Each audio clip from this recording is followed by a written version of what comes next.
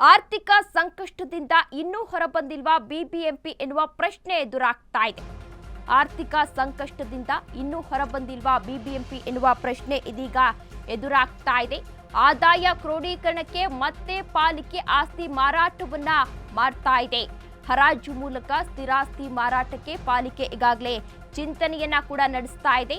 ತನ್ನ ಒಡೆತನದ ಆಸ್ತಿ ಮಾರಾಟಕ್ಕೆ ಬಿಬಿಎಂಪಿ ಈಗಾಗಲೇ ಮುಂದಾಗಿದೆ ಎನ್ನುವ ಮಾಹಿತಿ ಸಿಗ್ತಾ ಇದೆ.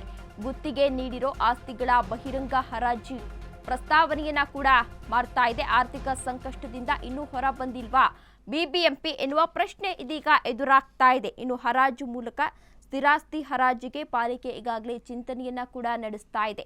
ಇನ್ನು ಪಾಲಿಕೆ ಒಡೆತನದ ಗುತ್ತಿಗೆ ಆಸ್ತಿಗಳ ಆದಾಯ ತೀರಾ ಕಡಿಮೆ.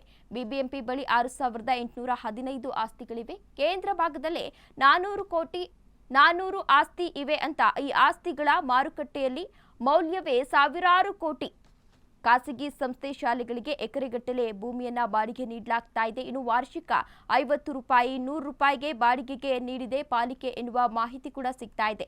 ಇನ್ನು ಗುತ್ತಿಗೆ ಆಸ್ತಿಗಳಿಂದ ಖಾಸಗಿಯವರು ಕೋಟಿ ಹಣವನ್ನ ಈಗಾಗಲೇ ಗಳಿಸ್ತಾ ಇದ್ದಾರೆ.